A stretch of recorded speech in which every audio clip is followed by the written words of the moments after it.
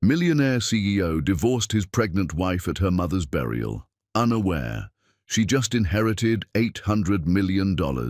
Hi, my beautiful family. Welcome back to Mr. Peter's Stories, your own family story channel.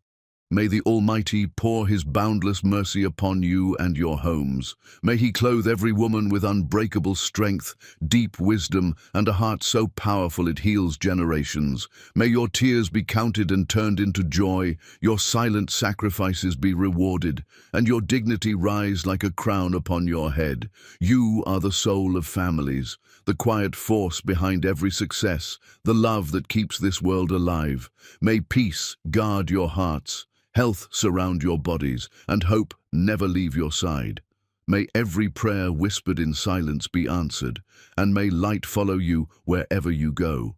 If your heart is true, like the video. If your love is real, write, "I am with Mr. Peter."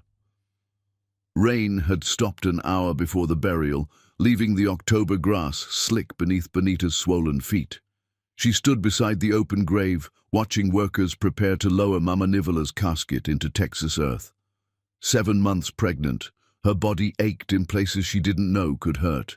The black maternity dress she'd bought yesterday already felt too tight across her belly, where Jack kicked and twisted, oblivious to the grief pressing down on everyone above ground. 12 people came. Mama's best friend, Mrs. Okoye, 3 nurses from the hospital where she'd worked, neighbors who'd known her for decades, the pastor from their church.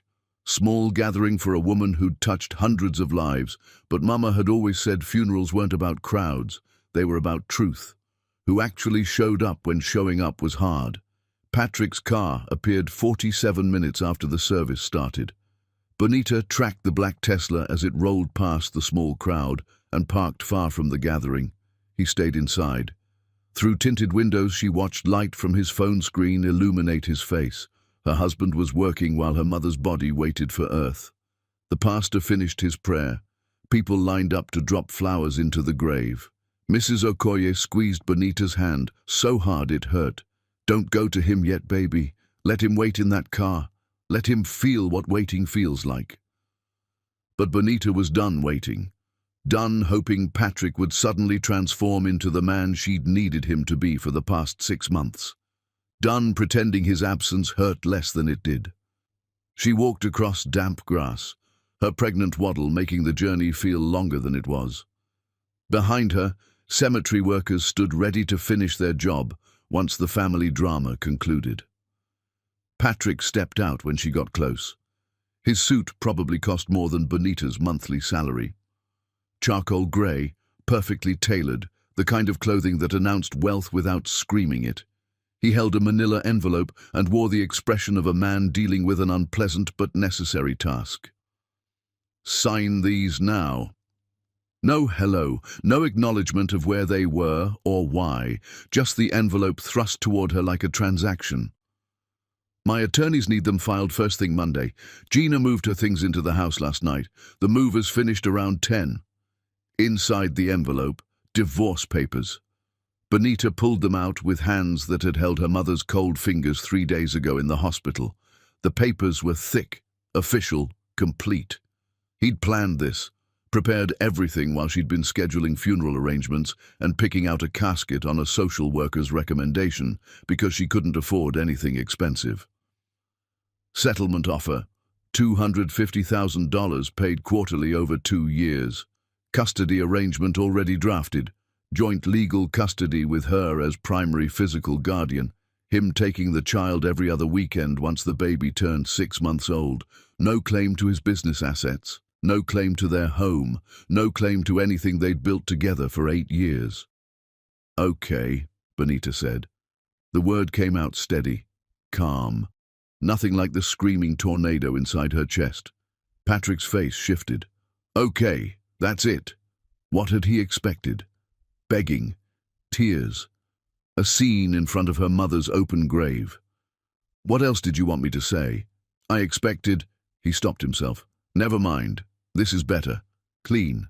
The settlement's fair given circumstances. Most men wouldn't offer anything considering how you've let yourself go." Let yourself go. Bonita looked down at her swollen belly. her puffy ankles, her unwashed hair pulled back because she'd been too exhausted from crying to care about appearances. She'd spent 6 months sleeping in hospital chairs while her mother slowly drowned in cancer. She'd held Mama's hand through chemotherapy, radiation, the terrible final weeks when pain medication couldn't touch the agony. She'd missed work, maxed out credit cards, stopped going to the gym, stopped dyeing the grey roots Patrick once teased her about. She'd become ugly in his eyes because she'd chosen to be human. Gina's excited about redecorating. Patrick checked his phone. She hired someone who did that place in Austin that got featured in Architectural Digest. Fresh start for both of us. Gina, 25, taught spinning classes at the executive gym Patrick joined 6 months ago. Skin bronzed and smooth, body sculpted and tight, Instagram feed full of motivational quotes and sponsored protein shakes. Everything Bonita wasn't anymore. Everything Patrick apparently needed her to be. The baby kicked hard. Jack. Though they hadn't agreed on a name, Bonita had picked it alone in the hospital while her mother lay dying 2 floors down.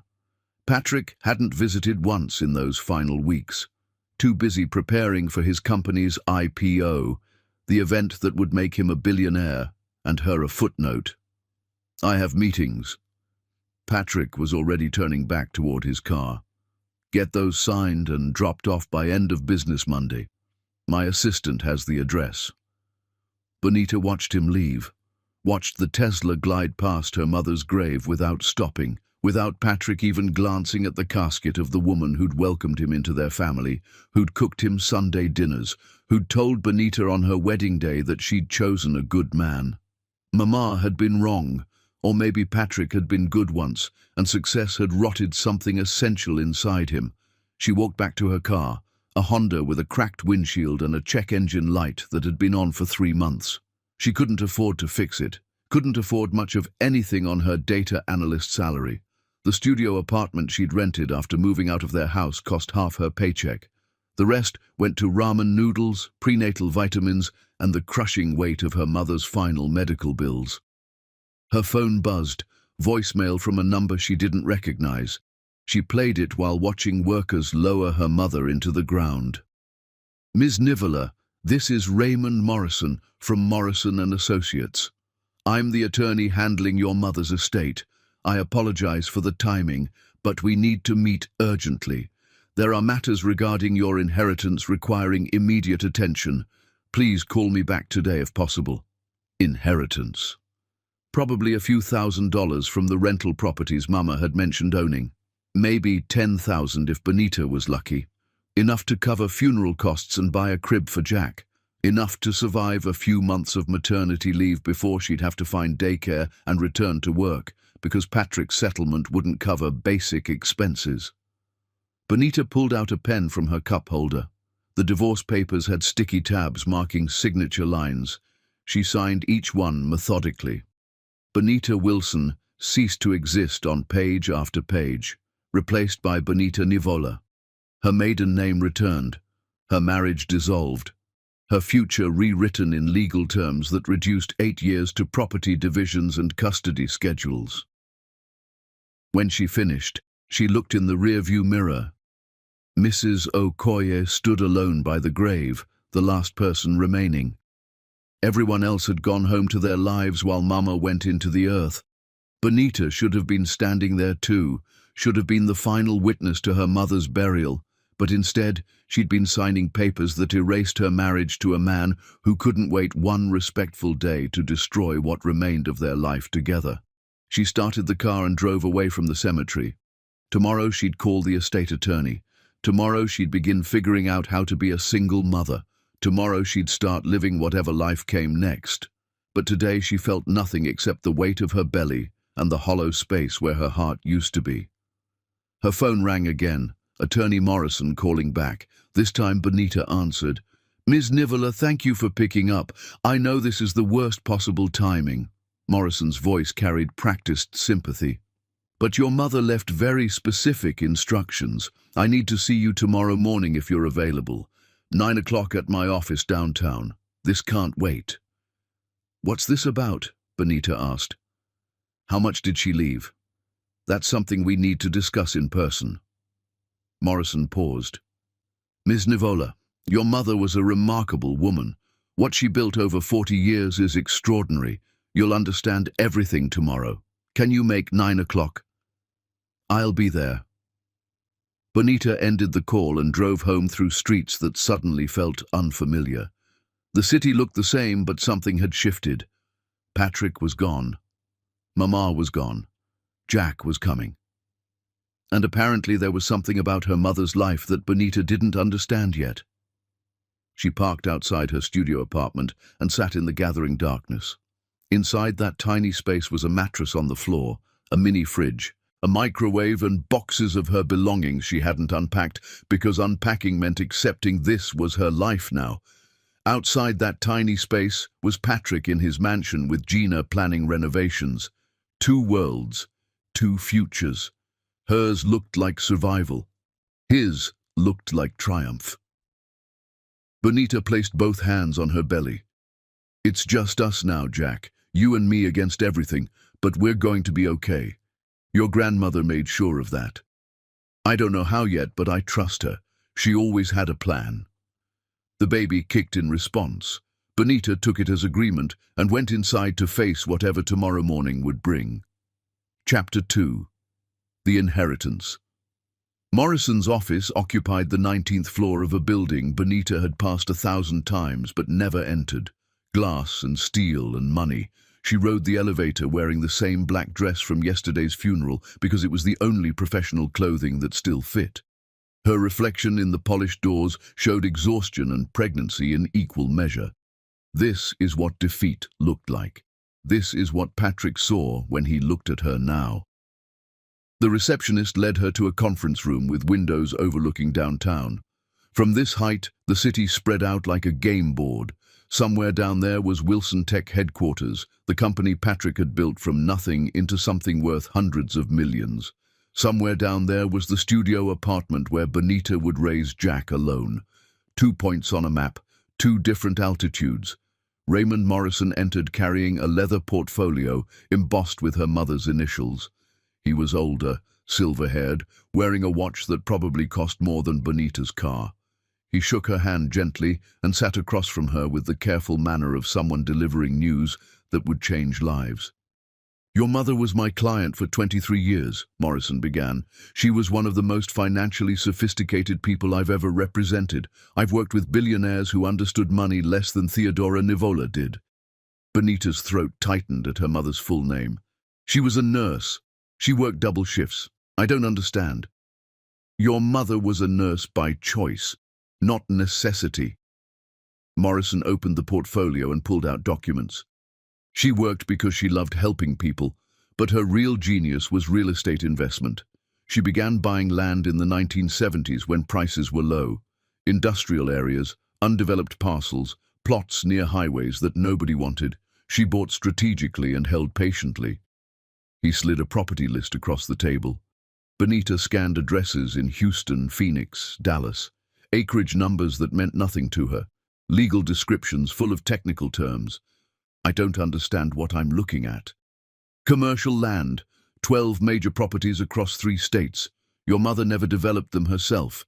Instead, she leased the land to companies who wanted to build. Office complexes, warehouses, retail centers. She gave them long-term leases at below-market rates in exchange for certain contractual terms that benefited her holdings long-term. She played a 40-year game. Morrison pulled out another document. This property is 4 acres in the downtown business district. Your mother acquired it in 1981 for $90,000. 9 years ago, a tech startup approached her about leasing it for their headquarters. They were growing fast but cash poor. Your mother agreed to $50,000 monthly rent for a 10-year lease. He turned his laptop so Bonita could see the screen. Aerial view of a modern building, glass and steel, parking lot full of expensive cars. That company built a $60 million facility on your mother's land. They've paid rent for 9 years. Market rate for that property today is $500,000 monthly. Your mother gave them an extraordinary deal. Bonita stared at the building. Something about it looked familiar. What company? Wilson Tech, your husband's company. Morrison's voice stayed neutral. Your mother owned the land under Patrick's headquarters. She's been his landlord for 9 years. He never knew." The room tilted. Benita gripped the table edge, knuckles white. "Patrick doesn't know my mother owned this." "Nobody knows.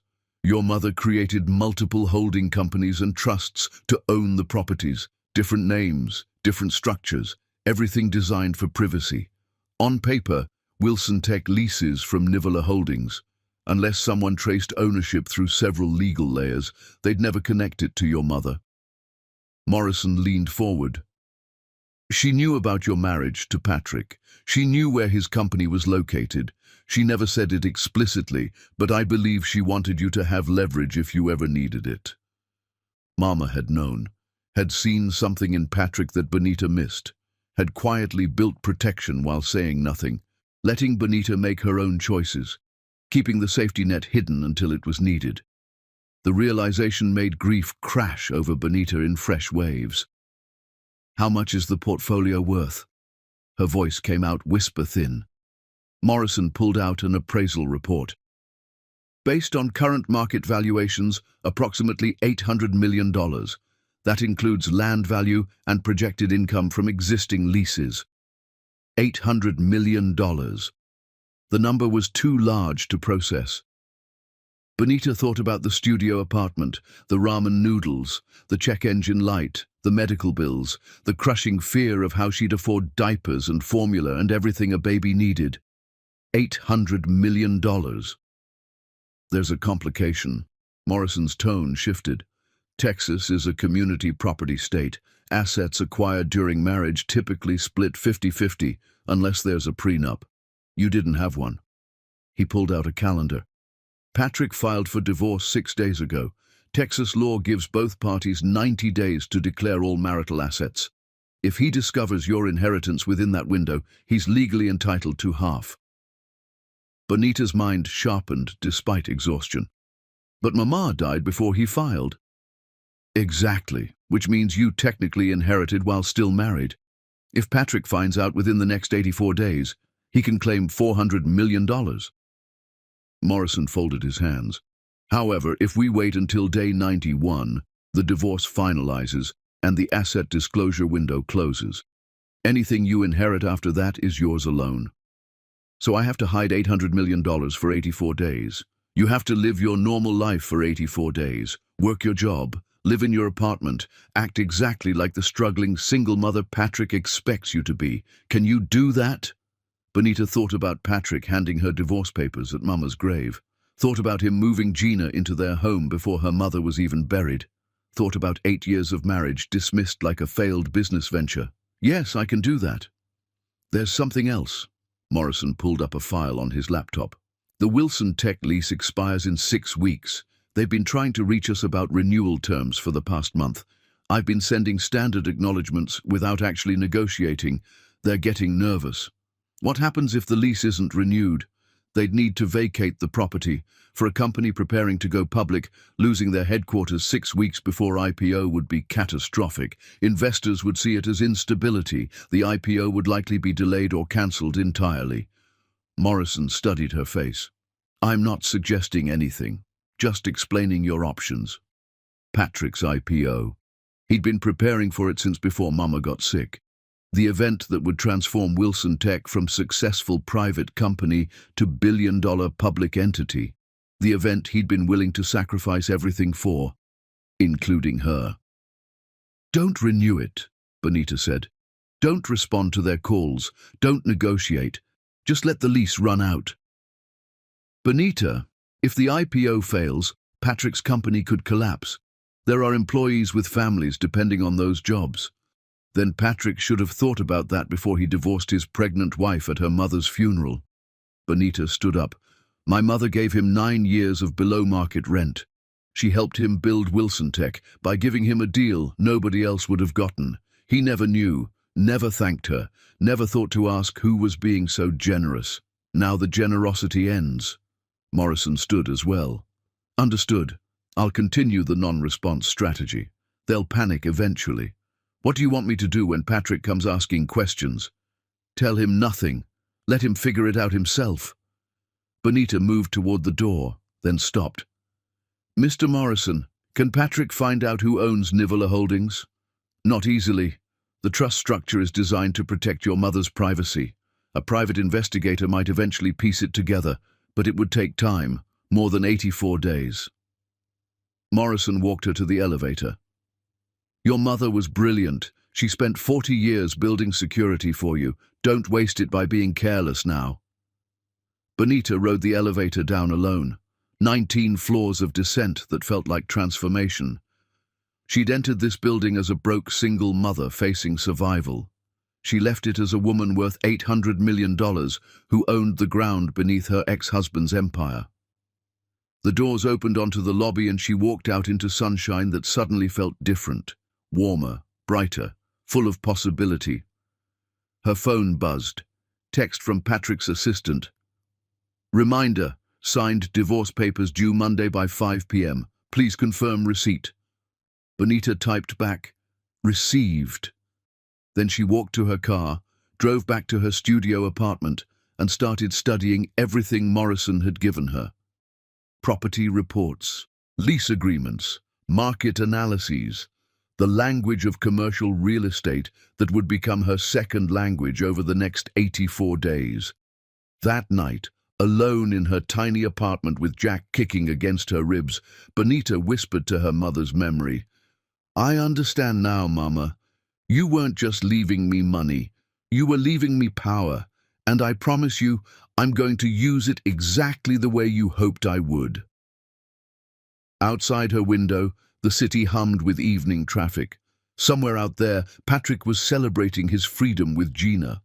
Somewhere out there, Wilson Tech's legal team was getting frustrated by Nivola Holdings' silence. Somewhere out there, consequences were gathering like storm clouds, and Benita was done running from storms. She was learning to become one. Chapter 3. The Silent Preparation. Morning sickness hit Benita at her desk on a Tuesday while she was analyzing logistics data for a company that shipped auto parts across the Midwest. She barely made it to the bathroom before throwing up her breakfast, cheap toast, and cheaper coffee. When she came back to her cubicle, her supervisor Laura was waiting with ginger tea and concern. "You okay, honey? You look terrible." Benita did look terrible. That was intentional. No makeup, hair in a messy bun, wearing maternity clothes from the clearance rack at Target. The woman who used to blow-dry her hair and wear lipstick to work had disappeared. In her place was this exhausted, pregnant, abandoned version that everyone pitied. "Just morning sickness," Benita said. "It's worse in the second trimester." Laura made sympathetic noises and returned to her office. Benita opened her email and found another message from Morrison. "Wilson Tech Legal called 4 times yesterday. Left urgent voicemails. Should I continue non-response?" She typed back a single word, "Yes." Her work was genuine. She needed the job for cover, and because quitting suddenly would raise questions. So she analyzed data, attended meetings, ate sad desk lunches, and took the bus home every evening like someone barely holding their life together. Her co-workers probably thought she was one emergency away from complete breakdown. They had no idea she spent every evening studying commercial real estate law on her laptop, learning lease structures, understanding market rates, memorizing every detail of the 12 properties she now owned. Morrison had given her access to everything, and Benita absorbed it like she used to absorb textbooks in college. Knowledge was power. Understanding was leverage. The Wilson Tech property fascinated her most. 4 acres purchased for $90,000 in 1981. Mama had been 32 then, working night shifts at the hospital, somehow saving enough to buy land nobody else wanted. The area had been industrial wasteland, full of warehouses and rail yards. Over 4 decades, it transformed into prime commercial real estate worth millions. Patrick's company had approached Mama 9 years ago through a commercial realtor. Small tech startup, growing fast, needed headquarters space. Could they negotiate favorable terms? Mama had agreed to $50,000 monthly, a fraction of market rate. In return, she'd gotten a 10-year lease with specific terms that protected her ownership rights. That lease expired in 5 weeks. Patrick's IPO was scheduled for 7 weeks from now. The timing was lethal. Benita's phone rang, Patrick's name on the screen. She let it go to voicemail, then listened to the message. "Benita, I need to ask you something about your mother. Call me back." She didn't call back. Instead, she texted, "If this is about the divorce, contact your lawyer." Patrick replied immediately, "Not about divorce, about some properties. Did your mother own commercial real estate?" Her stomach clenched.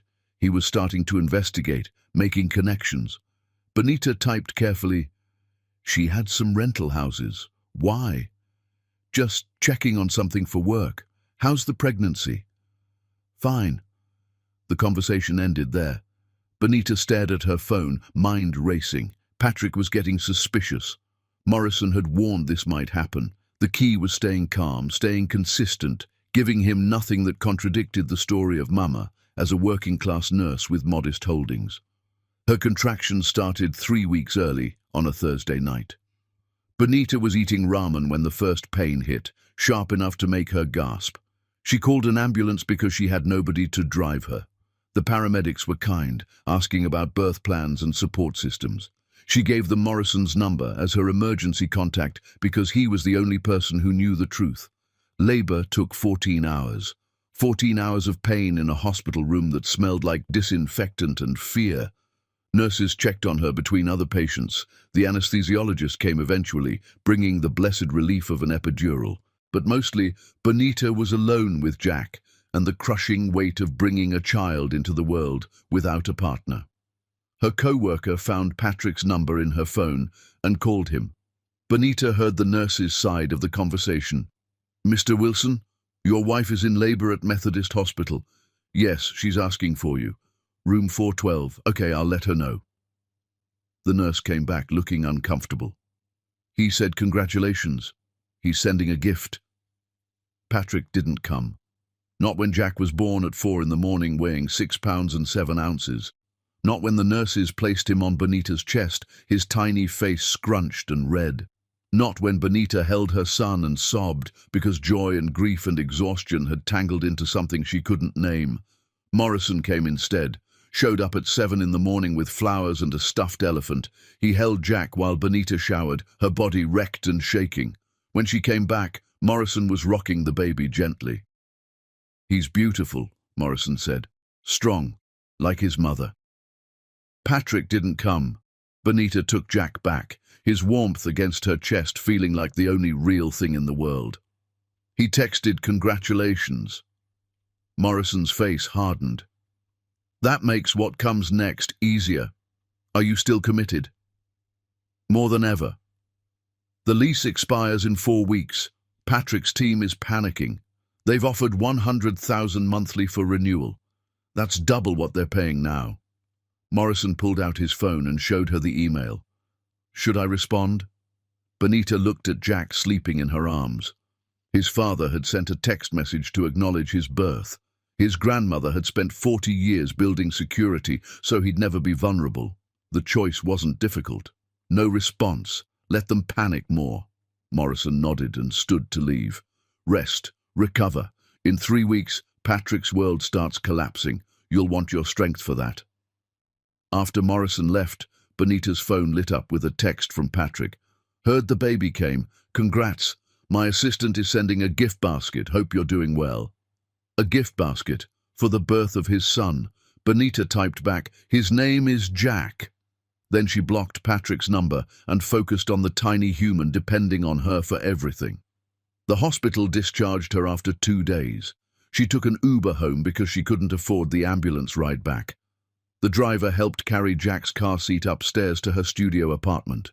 Inside, nothing had changed. Still, the mattress on the floor, the mini fridge, the boxes she hadn't unpacked. But everything had changed. Jack was here. The 84-day countdown had 71 days remaining. And somewhere across the city, Patrick was living his perfect life without knowing it was built on sand that was already washing away. Benita set up Jack's bassinet next to her mattress, changed his diaper, fed him formula because her milk hadn't come in yet, watched him sleep with the intensity of someone memorizing something precious. This was her family now, her and Jack against everything. Her phone buzzed with an email from Morrison. Wilson Tech just offered $150,000 monthly for renewal, also hired a private investigator to research Nivola Holdings. The PI called asking about ownership structure. I declined to provide information. They're getting desperate. Good. Let them be desperate. Let Patrick feel the ground, shifting beneath his expensive shoes. Let him understand what instability felt like when it came from outside his control. Benita pulled out her laptop and opened the documents Morrison had provided. She had 71 days until the divorce finalized, 71 days until Patrick's claim to her inheritance expired, 71 days to watch his world start cracking while she figured out how to be a mother and plan the future she was going to build from the ruins of their marriage. Jack made a small sound in his sleep. Benita reached over and touched his tiny hand. Your grandmother left us something incredible, baby. Not just money. Power. The power to never need anyone who doesn't deserve us. I'm going to teach you that. When you're old enough to understand, I'll tell you about the woman who worked night shifts and bought unwanted land and played a 40-year game so perfectly that nobody saw it coming. Outside her window, the city was waking up to another ordinary day. But for Benita, nothing about this day was ordinary. She'd given birth to her son while her ex-husband sent a text message. She owned $800 million in real estate while living in a studio apartment. She held the power to destroy Patrick's company while the world thought she was powerless. The contradiction didn't bother her. She'd learned something important. The best power was invisible power, the kind nobody saw until it was too late to defend against. Mama had taught her that by living it for 40 years. Now Benita would finish what her mother started, and Patrick would never see it coming until the moment it destroyed everything he'd built on land he never owned. Chapter 4. The Perfect Life. Gina's Instagram story showed her morning routine in the house that used to be Benita's home. Sunrise yoga in the renovated master bedroom, green smoothie in the kitchen with new marble countertops, outfit selection in the walk-in closet where Benita's clothes had hung for 8 years. Each story had a song, a filter, a caption designed to inspire her 2 million followers. This morning's caption, grateful for new chapters. Sometimes the universe removes obstacles to make room for blessings. The obstacle was Benita. The blessing was Patrick and his coming fortune. Gina's followers loved it. Comments flooded in praising her positive energy, her beautiful home, her perfect relationship. Nobody mentioned the pregnant ex-wife. Nobody asked uncomfortable questions. In Gina's version of reality, she'd simply found love with a successful man. Clean, simple, aspirational. Patrick sat at the breakfast bar scrolling through IPO documents while Gina posed for photos. He barely noticed her performance anymore. The engagement ring he'd given her, financed, not paid for, caught light as she adjusted her phone angle. She'd posted the proposal video 3 weeks ago, and it went viral. CEO boyfriend surprised me on the beach at sunset. The video had 5 million views. What those viewers didn't know, Patrick's company was drowning in debt. The IPO wasn't just about growth, it was about survival. Wilson Tech owed $400 million to creditors, banks, private investors. The public offering would raise $800 million, pay off debts, and make Patrick legitimately wealthy instead of just looking wealthy. If the IPO happened. His CFO David Reyes called at 8 in the morning. Patrick answered with irritation. What now? The headquarters situation is worse. Nivola Holdings still won't return calls. I had our lawyers send formal notices. Nothing. It's like they're deliberately ignoring us. David's voice carried stress Patrick had never heard before. The lease expires in 4 weeks. If we don't resolve this before the roadshow starts, investors will pull out. Patrick stood up, walking away from Gina's photo shoot. Find out who actually owns Nivola Holdings. I don't care what it costs. Hire forensic accountants if you need to. Someone owns this company and I need to know who. We already have a PI investigating. The ownership structure is complicated. Multiple layers of trusts and holding companies. It's designed to hide the actual owner. David paused. Patrick, this isn't random. Someone is deliberately stonewalling us. Have you pissed anyone off lately? Patrick thought about enemies. Competitors he'd crushed, employees he'd fired, business partners he'd outmaneuvered. The list was long. Half the tech industry probably hates me. Narrow it down. I'm serious, this feels personal. They're not even trying to negotiate, they're just letting the clock run out. David's typing came through the phone. I found something weird. The property owner's attorney is Raymond Morrison. Does that name mean anything to you? Morrison, Patrick said it slowly. I've heard it somewhere. Can't remember where. Well, he's refusing to provide any information about his client. Says ownership details are confidential. He's within his legal rights, but it's unusual for commercial real estate. Most landlords want to negotiate. David's frustration was obvious. We're offering triple what we currently pay, $150,000 monthly, and we're getting zero response, not rejection, just silence. Patrick paced his office. Through the window he could see the pool where Gina was now filming another story. What happens if we can't renew? We'd need to relocate headquarters in less than 4 weeks. There's no available space that meets IPO requirements. We'd have to delay the offering or cancel it entirely. David's voice dropped. If we cancel, creditors will demand immediate payment. We don't have the cash. We'd be bankrupt in 90 days. The weight of that reality made Patrick's chest tight. Everything he'd built could disappear because of a lease he'd taken for granted. He'd never even thought about it before.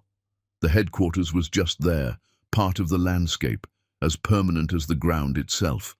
Now the ground was disappearing. Keep trying to reach them, Patrick ordered. Offer $200,000 monthly. Offer to buy the property outright, whatever they want. He ended the call and pulled up the private investigator's contact. Time to push harder. At his desk, Patrick searched for Raymond Morrison. The law firm website was minimal. No client testimonials, no case listings, just a simple page stating they specialized in estate planning and property management for high-net-worth individuals. Patrick recognized that kind of discretion. These lawyers managed family fortunes and kept secrets. Why would an estate planning attorney be handling commercial real estate for a major tech company, unless the property owner was wealthy enough to need that level of privacy? Unless this wasn't business, it was personal. Patrick pulled up property records online. Nivola Holdings appeared on documents from the 1980s. The name nagged at him. Nivola. Where had he heard that name? His phone rang. Gina.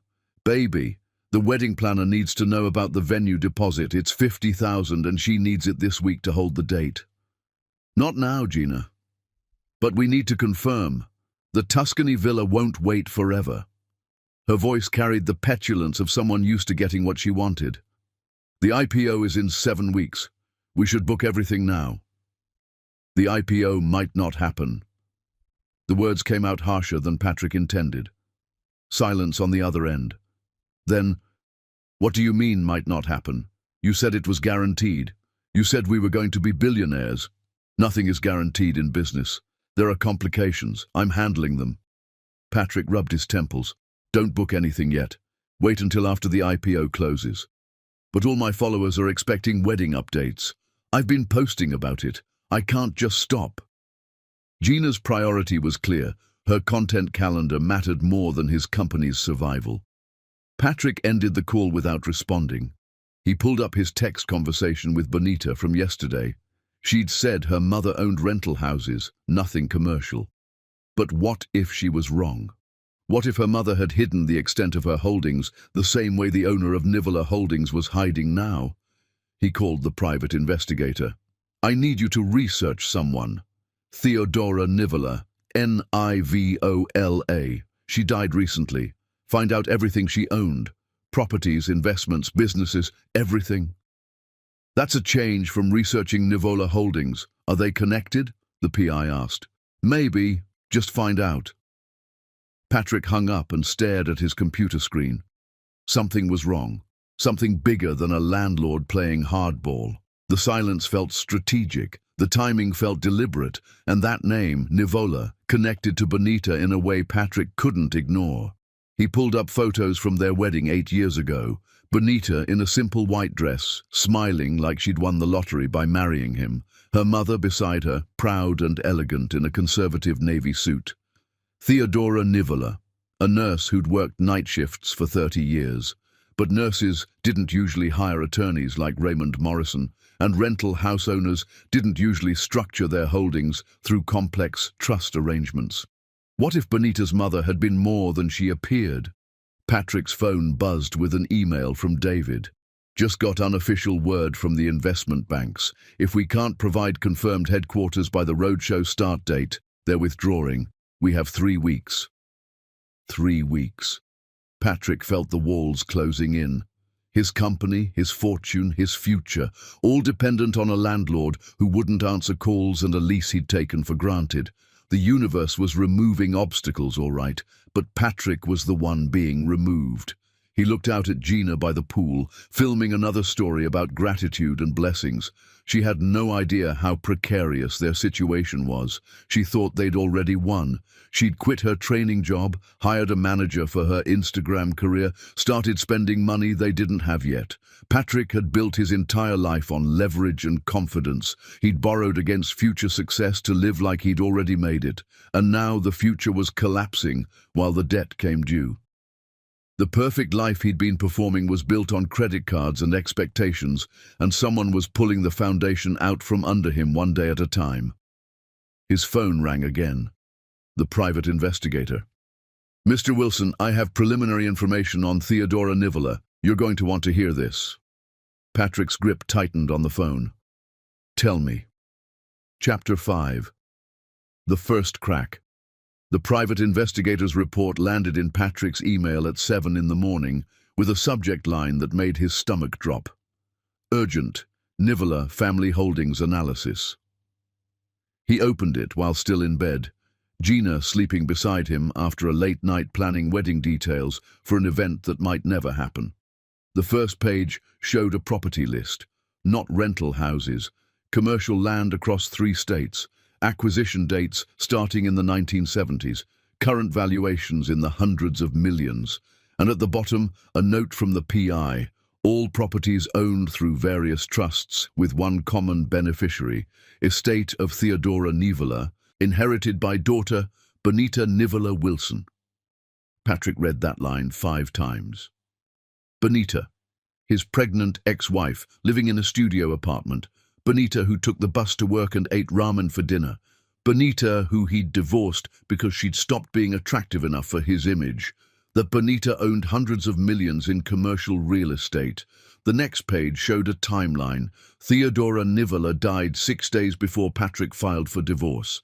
The estate transferred to Bonita immediately, which meant Bonita had inherited while still married, which meant community property law applied. Patrick could claim half.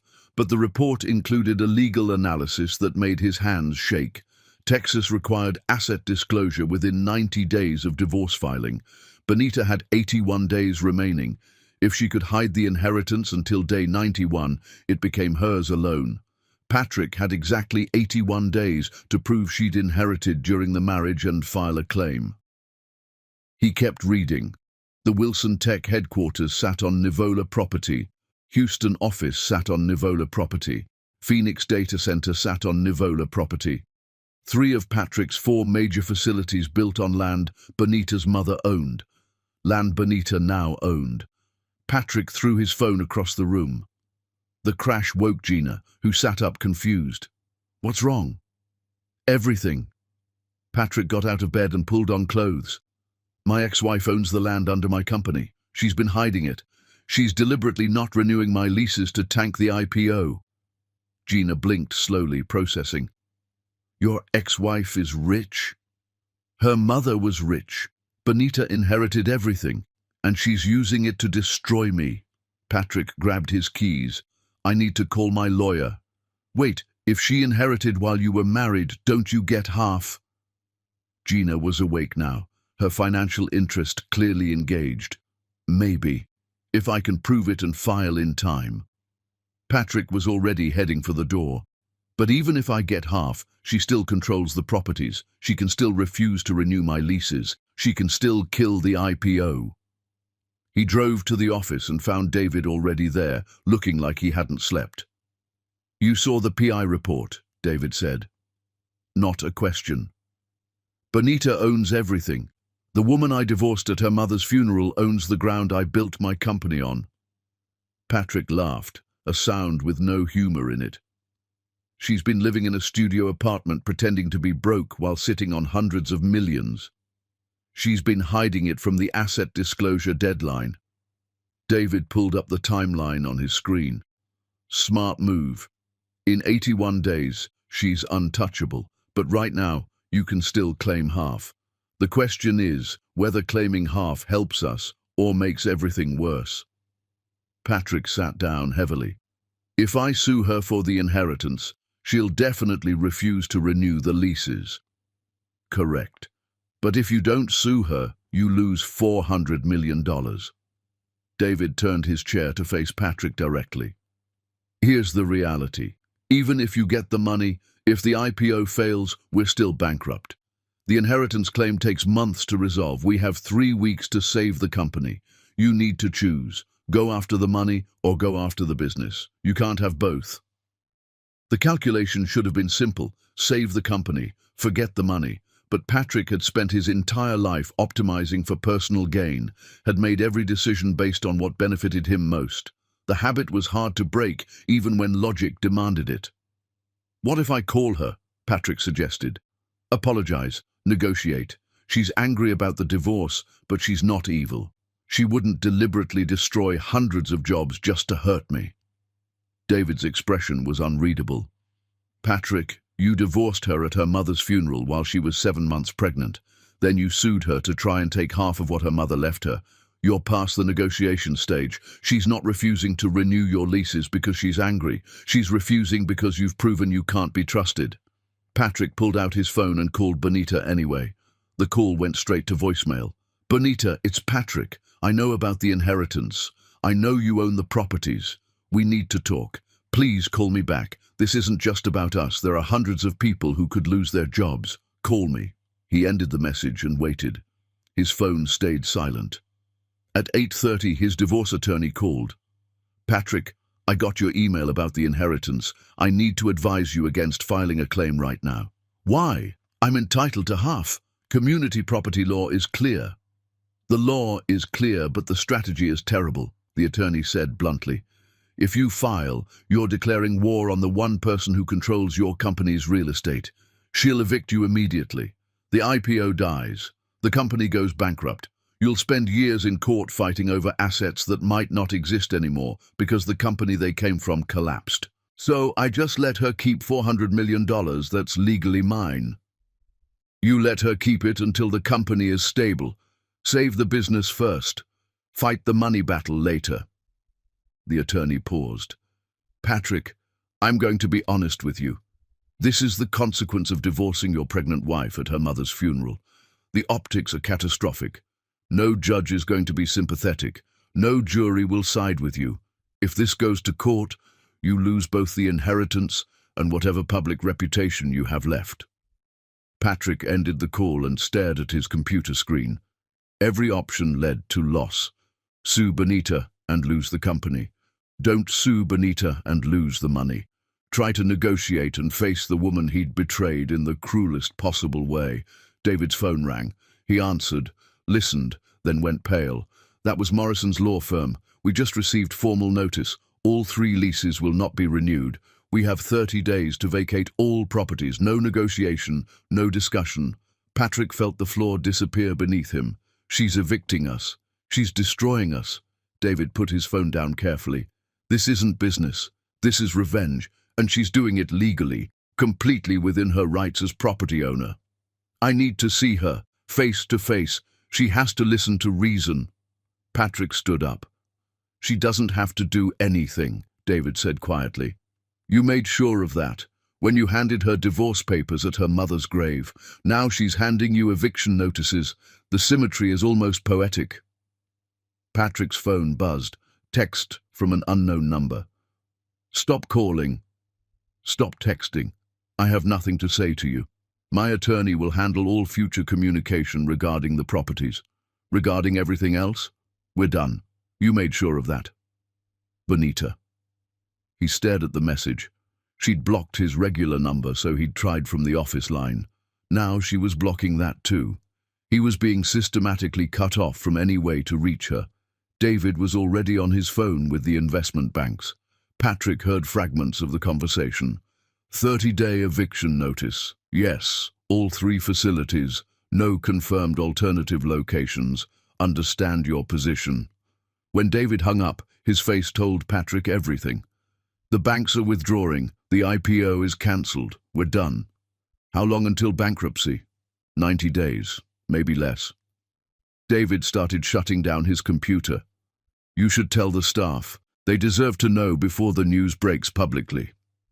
Patrick walked through the office looking at people working at their desks, engineers writing code, salespeople on calls with clients, the office manager updating the kitchen supplies, all of them building careers on a foundation that was dissolving, all of them about to lose their jobs because Patrick had been too arrogant to understand that actions had consequences.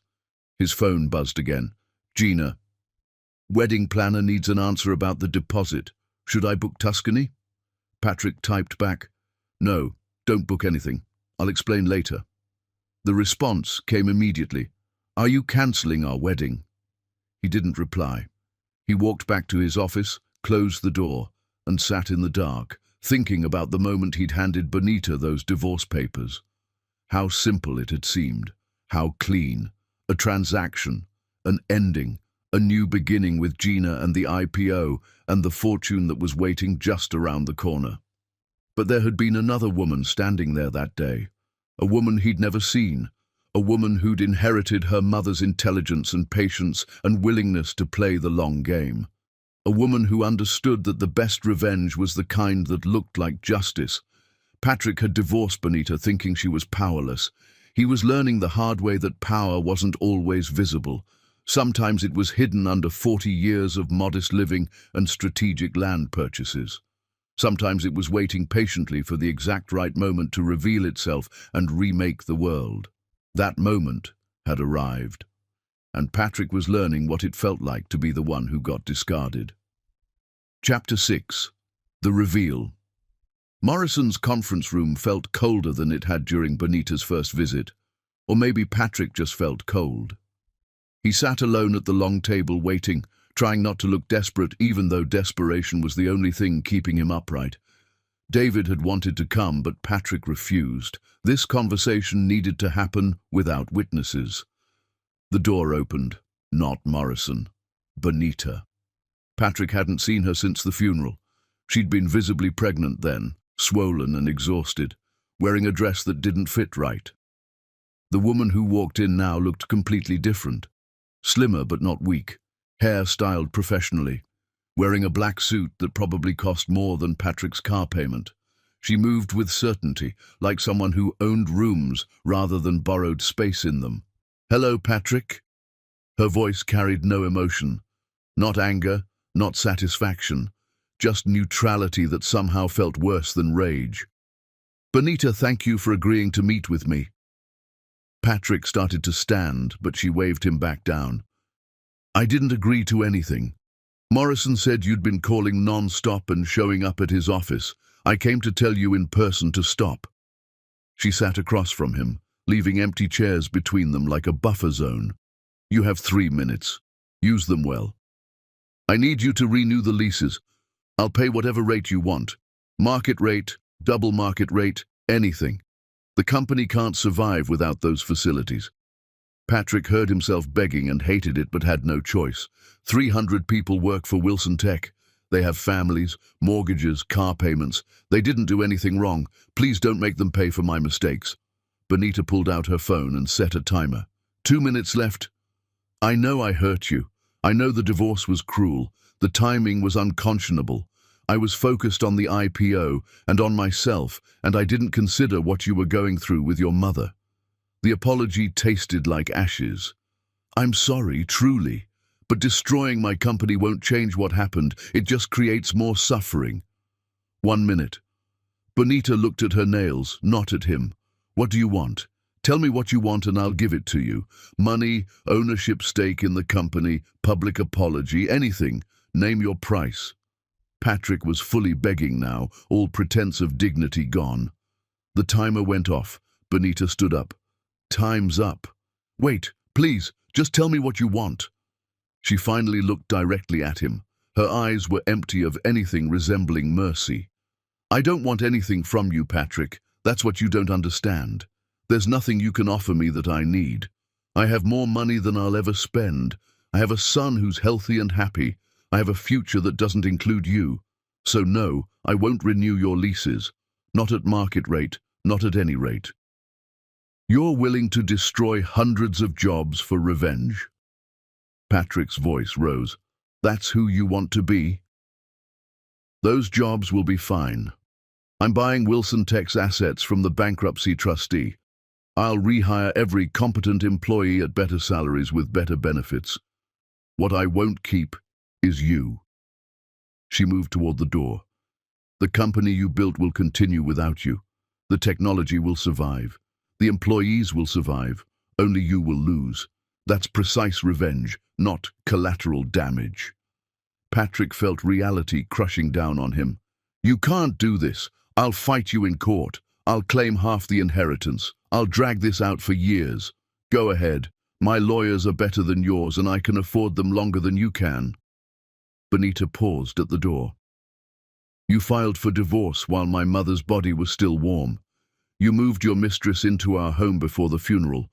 You sued me to try and steal what my mother built. You signed away your rights to your own son to avoid child support. And now you're asking me for mercy. I made mistakes.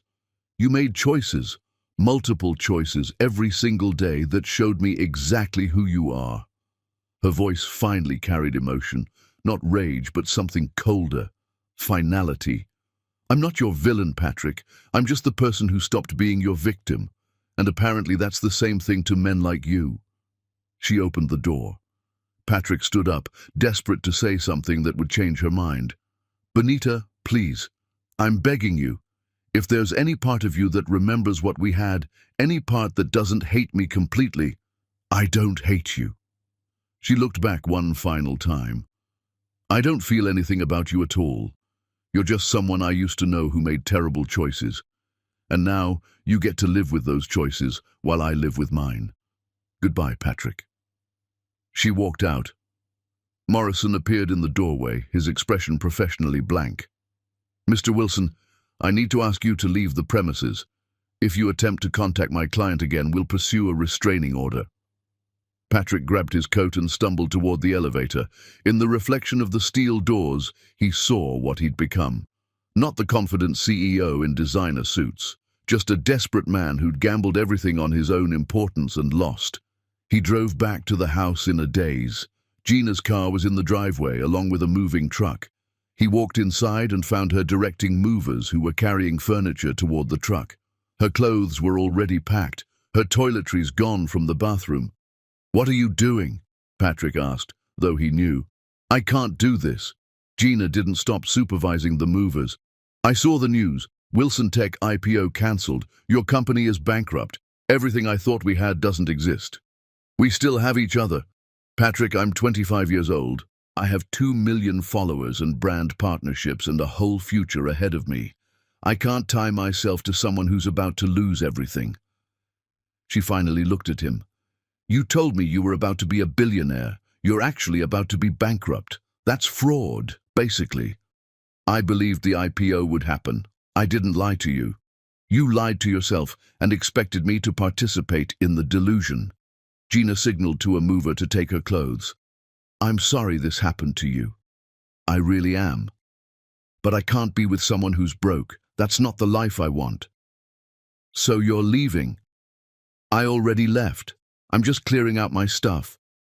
She walked past him toward the door.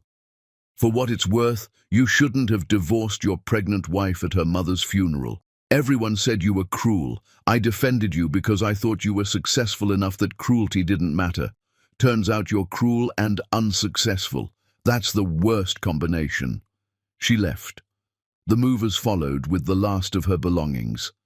Patrick stood in the house that was technically still his, but wouldn't be for long. The bank would foreclose. Creditors would seize assets. Everything he'd accumulated over 15 years would be liquidated to pay debts he couldn't cover. His phone started buzzing. News alerts. Tech blogs had the story. Wilson Tech founder loses company after landlord refuses lease renewal. Patrick Wilson's billion-dollar IPO dreams collapse. CEO's ex-wife owns land under his headquarters, refuses to renew. Someone had connected the dots. Someone had found out Bonita owned Nivola Holdings. The story was irresistible. Rich CEO divorces, pregnant wife at funeral, wife turns out to be wealthier, destroys CEO's company. The internet was going to feast on this for weeks. Patrick's phone rang, his mother. He let it go to voicemail, then his sister, then college friends he hadn't spoken to in years. Everyone wanting to know if the stories were true. Everyone having opinions about choices he couldn't undo. He opened Instagram and found Gina had already posted a photo of her in sunglasses, sitting in what looked like a private jet. Caption, "Sometimes you have to let go of what you thought you wanted to make space for what you deserve. New chapter." Comments praising her strength, her wisdom, her ability to dodge a bullet. Patrick was the bullet, the thing people congratulated themselves for avoiding. He sat down in the empty living room and opened his laptop, pulled up his company email, started drafting a message to all staff. "Dear Wilson Tech team, it is with deep regret that I inform you." He stopped. What could he possibly say that would make any of this better? He closed the laptop and sat in silence as the sun set through his floor-to-ceiling windows. This house would be gone soon. The car would be repossessed. The bank accounts would be seized. Everything he'd built on leverage and confidence was collapsing because the foundation had never been his. It had belonged to a woman who'd worked night shifts and bought land nobody wanted and played a game so long and patient that Patrick hadn't seen it coming until it crushed him. His phone buzzed one more time. Text from Morrison's office. Not personal, automated. "This message confirms Wilson Tech assets will be sold to Nivola Technologies for $5 million. Transaction completes in 15 days. $5 million for a company that had been worth hundreds of millions." Patrick laughed until he couldn't breathe. Bonita was buying his life's work for the cost of a nice house. She was erasing him efficiently, legally, completely. And the worst part was knowing he'd done this to himself. Every choice, every cruelty, every moment he'd chosen image over substance and confidence over character. He'd built his empire on borrowed ground and borrowed time, and now both had run out. Patrick sat in his empty house as darkness fell and understood what Bonita had known all along. Revenge wasn't about making someone suffer. It was about letting them suffer from their own choices while you moved on to something better. She didn't need to destroy him. She just needed to stop saving him. And that had been enough. Chapter 7. The Unraveling. The news cycle devoured Patrick like he was content created specifically for viral outrage. "Tech bro gets karma" became a hashtag. "Funeral divorce guy loses everything" trended on Twitter for 3 days. Someone made a TikTok explaining the whole story in 60 seconds that got 17 million views. Patrick became a meme, a cautionary tale, a villain in a morality play everyone enjoyed because his suffering felt deserved. Business magazines ran features. The spectacular fall of Patrick Wilson. How pride preceded a billion-dollar collapse. The CEO who built his empire on borrowed ground. Every article mentioned the funeral, the pregnancy, Gina, the inheritance. Private details became public entertainment. Patrick's humiliation was complete and permanent, preserved forever in digital archives that would outlive him. The bankruptcy filing happened on a grey Tuesday morning. Patrick signed papers that transferred control of Wilson Tech to a trustee who would liquidate assets to pay creditors. He lost his office, his title, his stake in the company he'd founded. The trustee was efficient and merciless, selling everything that had value and discarding everything that didn't. Patrick's value was zero.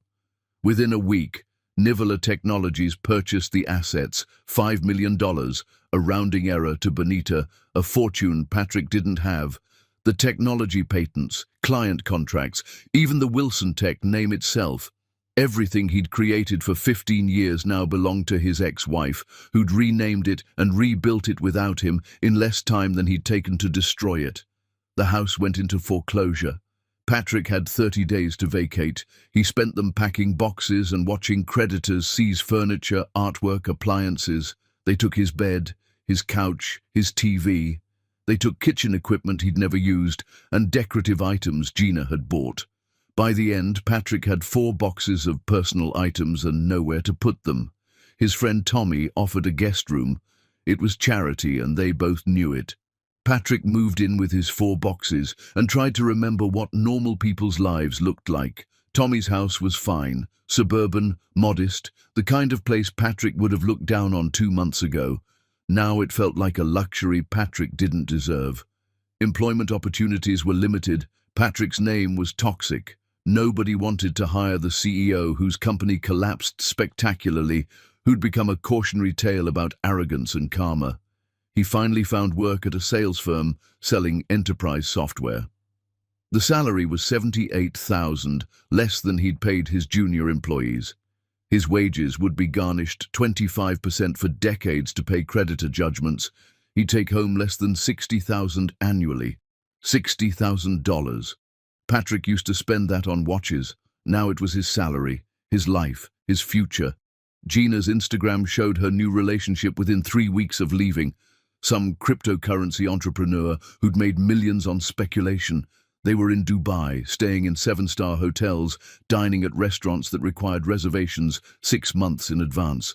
Gina looked happy, glowing, exactly like she'd looked with Patrick. Love was interchangeable for her. Partners were accessories. She'd found a richer version and upgraded seamlessly. Her followers loved the new relationship. Comments praised her for moving on, for choosing happiness, for not letting Patrick's failure dim her light. Nobody called her a gold digger. Nobody questioned the timing. She'd curated her narrative perfectly. She was the girl who dodged a bullet, not the woman who'd abandoned a sinking ship. Patrick's lawyer bills arrived weekly. Debt from the failed inheritance claim, bankruptcy proceedings, creditor negotiations. The total was approaching $300,000. Patrick had agreed to a payment plan that would take him 10 years to clear. 10 years of his already garnished salary going toward lawyers who'd failed to save him from himself. His mother called every few days with increasingly worried questions. Are you eating? Are you sleeping? Have you thought about therapy? Patrick gave non-committal answers and ended the calls as quickly as possible. He couldn't explain to her that therapy wouldn't fix this. Some mistakes were too large for processing and healing. Some consequences just had to be lived with. The lawsuits kept coming. Private investors who'd lost money when the IPO collapsed sued Patrick personally for fraud and misrepresentation. They claimed he'd known about the real estate situation and hadn't disclosed it. The suits were baseless but expensive to defend. Patrick's lawyer negotiated settlements he couldn't afford, spreading his debt further into a future that looked increasingly grim. He tried calling Bonita one last time from a burner phone. She answered, said, "Leave me alone," and hung up before he could respond. He texted from the same number. "I just want to know how Jack is doing. I signed away my rights, but I still think about him." Her response came hours later. "Jack is perfect. He's loved and safe, and you are not part of his life by your own choice. Do not contact me again. This number is now blocked." Patrick looked at that message until his eyes blurred. His son was growing up without him, would never know him, would someday ask about his father, and Bonita would tell him the truth, that Patrick had signed away his parental rights to avoid child support, that he'd chosen to erase Jack rather than face responsibility. The truth was worse than any lie Bonita could have told. Tommy found Patrick sitting in the guest room at 2 in the morning, staring at nothing. "You okay, man?" "No, but I will be eventually. I have to be." Patrick looked at his friend. "You ever make a choice you can't undo? Something so stupid, so cruel, that you'd give anything to go back and choose differently?" Everyone has regrets. This isn't regret. This is knowing I destroyed my own life and hurt people who didn't deserve it, and I can never fix any of it. Patrick's voice cracked. I divorced my pregnant wife at her mother's funeral. Who does that? What kind of person am I? Tommy didn't answer, because there was no good answer. Patrick was the kind of person who'd done that. That truth was permanent. The months crawled forward. Patrick went to work, did his job adequately but not exceptionally, came home to Tommy's guest room. He existed in the space between who he'd been and who he'd become. The confident CEO was gone. The man who replaced him was smaller, quieter, haunted by choices that followed him everywhere. He saw Bonita's name in business news occasionally, Nivola Technologies landing major contracts, Bonita speaking at tech conferences, the company valued at $800 million and growing. She'd done in 1 year what had taken Patrick 15, and she'd done it without the arrogance and cruelty that had defined his approach. She'd proven that success didn't require ruthlessness. It required competence and integrity, qualities Patrick had mistaken for weakness. On what would have been his wedding day in Tuscany, Patrick sat in the guest room scrolling through photos from his engagement to Gina. They looked happy, but the happiness had been performance. Neither of them had loved each other. They'd loved what the other represented. Gina loved his money and status. Patrick loved how she made him look. When those things disappeared, so did the love. Bonita had loved him once, really loved him. Patrick remembered moments early in their relationship when she'd looked at him like he hung the moon. She'd believed in him when Wilson Tech was just an idea. She'd supported him through early failures. She'd been his partner in building something real, and Patrick had thrown that away when her body changed and her attention shifted to her dying mother. He'd chosen appearance over substance and lost everything that mattered. Tommy knocked on the door. Hey, there's a woman at the door asking for you, says her name is Teresa. Patrick went downstairs and found a woman he didn't recognize. She was around 40, dressed professionally, holding a folder. Mr. Wilson, I'm Teresa Hammond. I work at a non-profit that helps displaced tech workers. I heard about your situation and wanted to offer resources. I have a job, I don't need help. Not employment help, legal advocacy. We're building a class action against Wilson Tech's bankruptcy proceedings. Several employees believe they're owed severance that wasn't paid. They want to sue you personally. Teresa's expression was kind, but firm. I'm here to give you advance notice. The suit will be filed next week. More lawsuits, more debt, more consequences that would follow Patrick for the rest of his life. How much are they asking for? $15 million in collective claims. Teresa handed him the folder. I know you don't have that money. Nobody expects you to pay the full amount, but the judgment will be public record. It's about acknowledgement that you failed these people. Patrick took the folder without opening it. Is that all? Actually, there's something else. One of the women involved in the suit is named Bonita Nivola. She's representing the employees pro bono, funding their legal costs. Teresa watched Patrick's face. I thought you should know before you find out in court. Bonita was suing him. Not for herself. She didn't need the money. She was suing him on behalf of the employees he'd failed. One final demonstration that she cared about people he'd treated as disposable. One final reminder that she was everything he wasn't. Patrick closed the door after Teresa left. He went back to the guest room and sat on the borrowed bed in the borrowed room in the borrowed life he was living. Everything he had now was borrowed or taken from others' generosity. He owned nothing, was nothing, had been reduced to nothing by a woman he'd underestimated so completely that his punishment was total. The unraveling was complete. Patrick had lost his company, his money, his home, his reputation, his son, his future. What remained was just the outline of a person who'd once been important, and somehow that was worse than being nothing, being the ghost of something better, being the before photo in everyone else's story about karma and consequences. Patrick lay back on the bed and stared at the ceiling.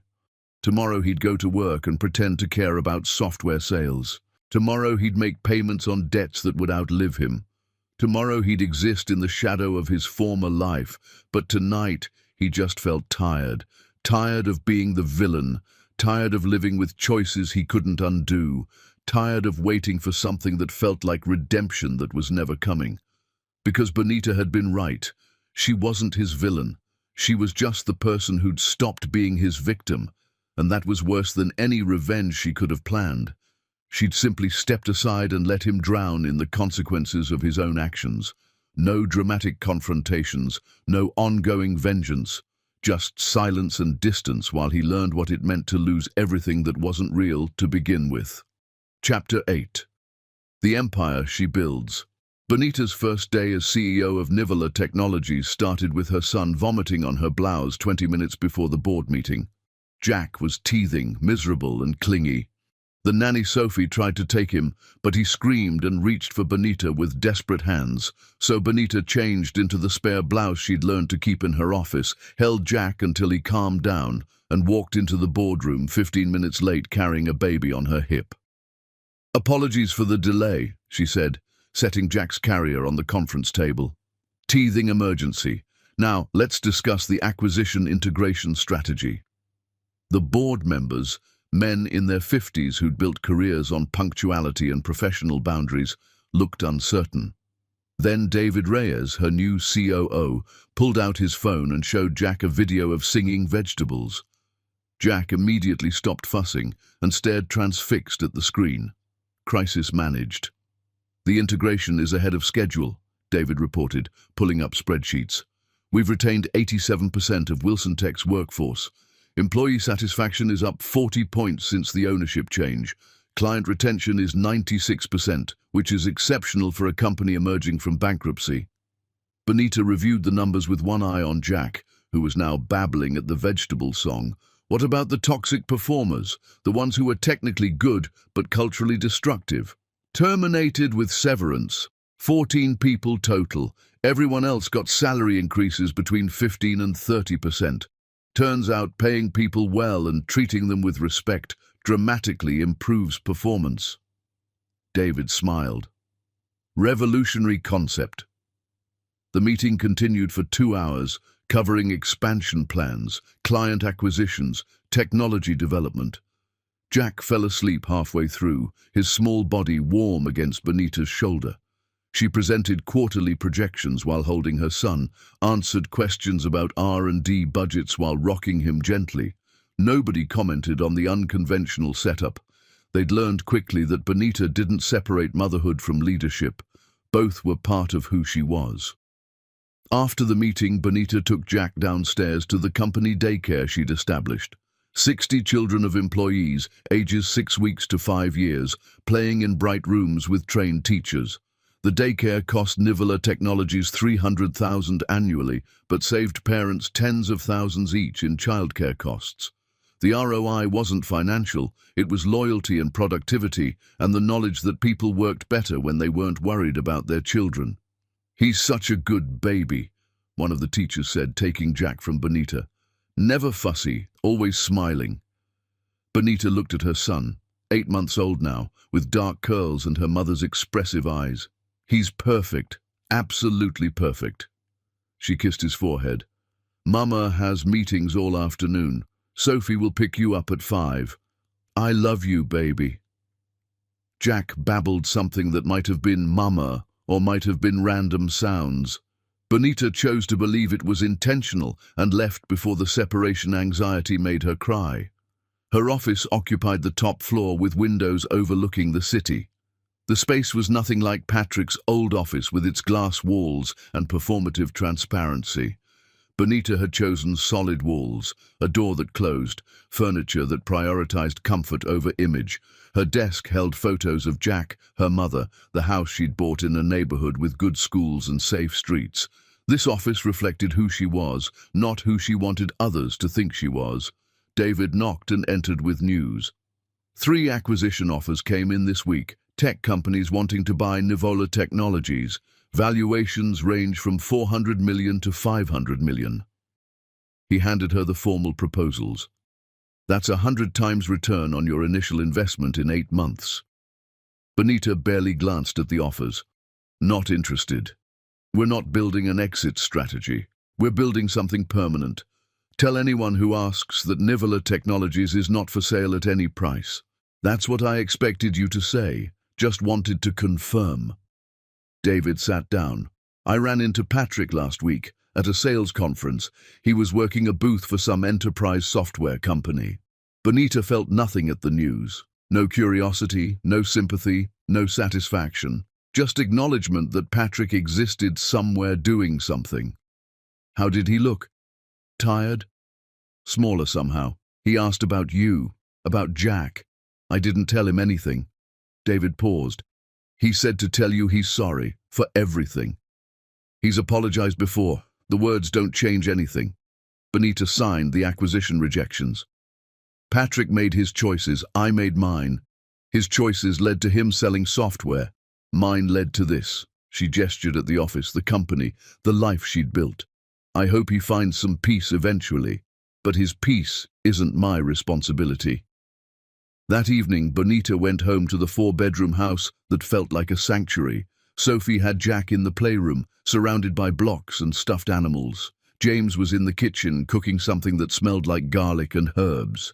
He'd started staying over most nights after 6 months of dating, and domesticity had developed naturally between them. How was the board meeting? James asked, stirring sauce on the stove.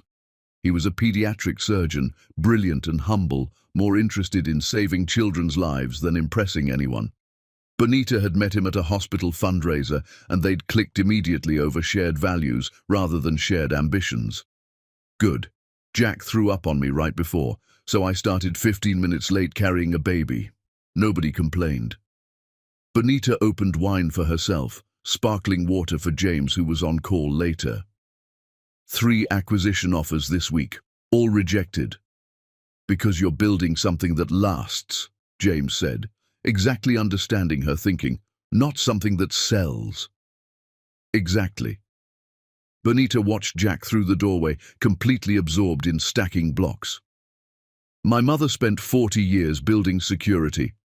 I'm not going to sell it for quick profit. I'm going to build on what she started and leave something even better for Jack. James turned off the stove and pulled Benita close. You're extraordinary, you know that, right? The way you've transformed tragedy into triumph, the way you lead with integrity, the way you're raising Jack while running a company. It's remarkable. I'm just doing what Mama taught me. Build slow, build strong, build something real. Benita rested her head on James's chest. Patrick used to say I had no ambition because I wasn't ruthless enough. Turns out I had a different kind of ambition, the kind that creates value instead of extracting it. Dinner was simple and perfect. James's pasta, salad from their garden, Jack in his high chair making a mess with cut-up vegetables. Normal family evening, exactly what Benita had craved when she was pregnant and alone.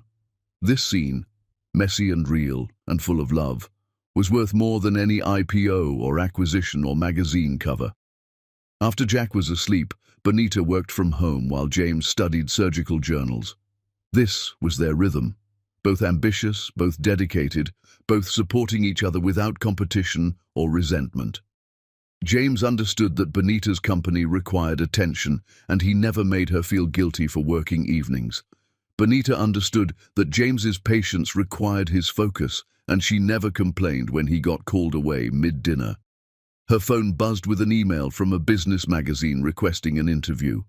They wanted to profile her success story, the woman who'd transformed a bankrupt company into something valuable.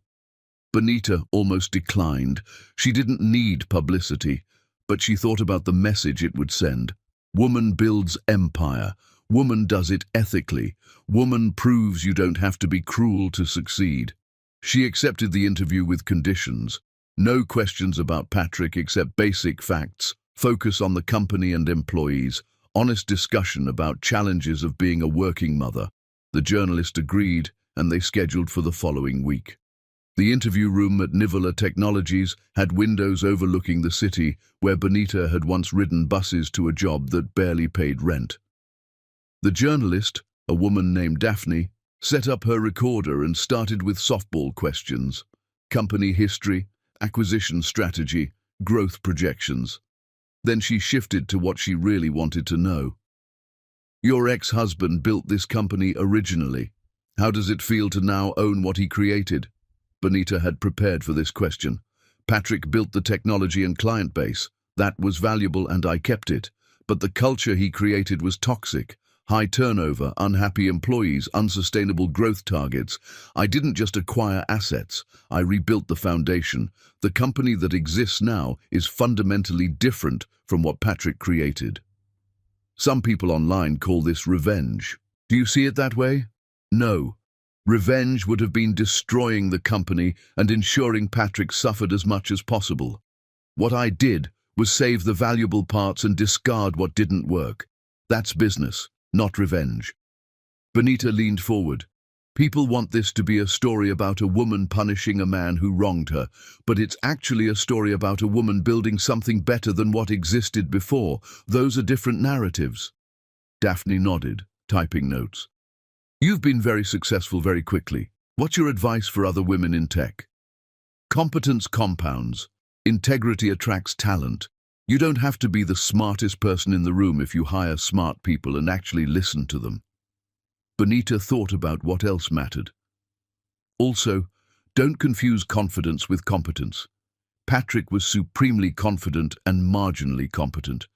I'm moderately confident and highly competent. One of those approaches builds lasting value. The interview continued for another hour. Daphne asked about motherhood and leadership, about being a woman CEO in a male-dominated industry, about the challenges of acquiring a company while raising an infant. Benita answered honestly, sharing struggles and solutions without pretending everything was easy. When the article published 2 weeks later, it went viral. Not because of drama or controversy, but because it offered something rare, a success story built on kindness and competence rather than ruthlessness and ego. Women shared it with comments like, "This is the leadership we need," and, "Finally, someone proving you don't have to be cruel to succeed." The article attracted talent. Nivola Technologies received thousands of job applications from people who wanted to work for someone like Benita. The company grew. Not explosively. Benita refused to prioritize growth over sustainability, but steadily and healthily. Revenue increased. Employee satisfaction stayed high. Client retention remained exceptional. The metrics that actually mattered all pointed in the right direction. Jack's first birthday party was held in the backyard of their home. 30 people, employees who'd become friends, neighbors, Sophie, Mrs. Okoye, James's family. Simple decorations, homemade cake, Jack sitting in his high chair, smashing cupcakes while everyone sang. The kind of celebration that cost money, but was fundamentally about love rather than performance. Benita looked around at people who'd shown up because they genuinely cared. Not because of her success or wealth or status, because they loved Jack and supported her and wanted to be part of their life.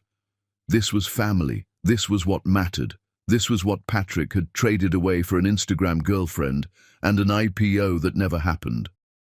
That night, after guests left and Jack was asleep, Benita sat on the back porch with James watching stars appear in the darkening sky. A year ago today, I was giving birth alone in a hospital because Patrick couldn't be bothered to show up. Now I have all of this. How did that happen? You made it happen. James took her hand. You took the worst circumstances and built something beautiful from them. That's not luck, that's strength. I had help. Mama left me the resources. Morrison guided me legally. You've been here supporting me. David runs the company with me. Sophie takes care of Jack. I didn't do this alone. No, but you could have done nothing. You could have just taken the money and lived quietly. Instead, you transformed a tragedy into triumph. You saved hundreds of jobs. You built something meaningful. James pulled her close. You're extraordinary, Benita, and I love you for exactly who you are. Benita leaned into him, feeling safe and whole. She thought about Patrick briefly, not with anger or satisfaction, just with distant acknowledgement that he existed somewhere learning lessons the hard way. She hoped he became better, hoped he found some version of peace.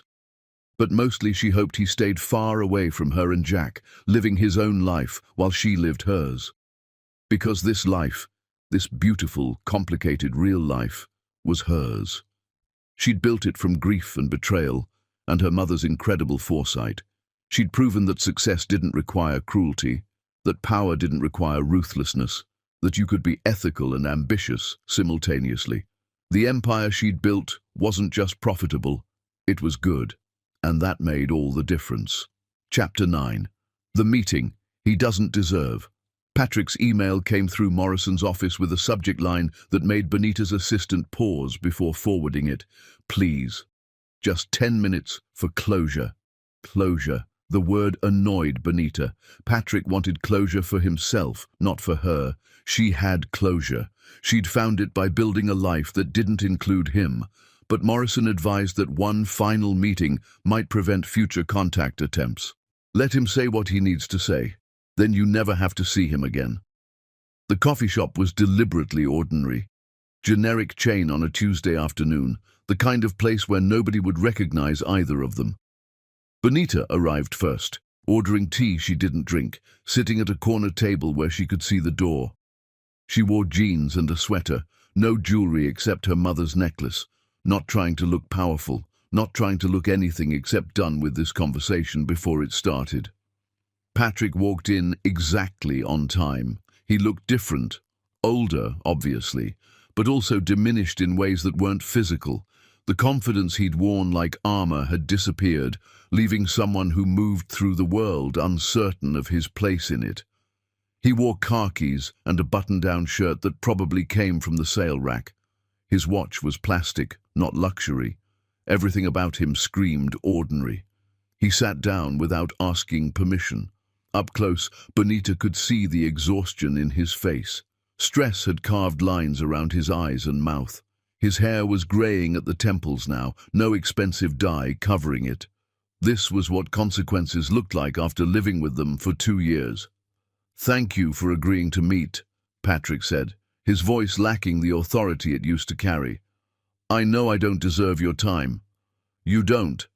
I'm giving you 10 minutes because my lawyer said it might stop you from trying to contact me again." Benita checked her phone. 9.5 minutes now. Patrick flinched but accepted the harshness. "I wanted to apologize. Not the way I did before, with excuses and justifications. Just, I'm sorry. For all of it. The divorce timing, the cruelty, the selfishness, everything." "Okay. Apology noted. Is that all? I also wanted to ask about Jack, not to see him or have any rights, just to know how he is, if he's healthy, if he's happy." Patrick's hands trembled slightly around his coffee cup. "I know I signed away the right to know, but I think about him every day." Benita's expression didn't soften. "Jack is extraordinary. He's 2 years old, verbal, curious, happy. He has a home where he's loved unconditionally. He has James, who's more of a father to him than you ever would have been.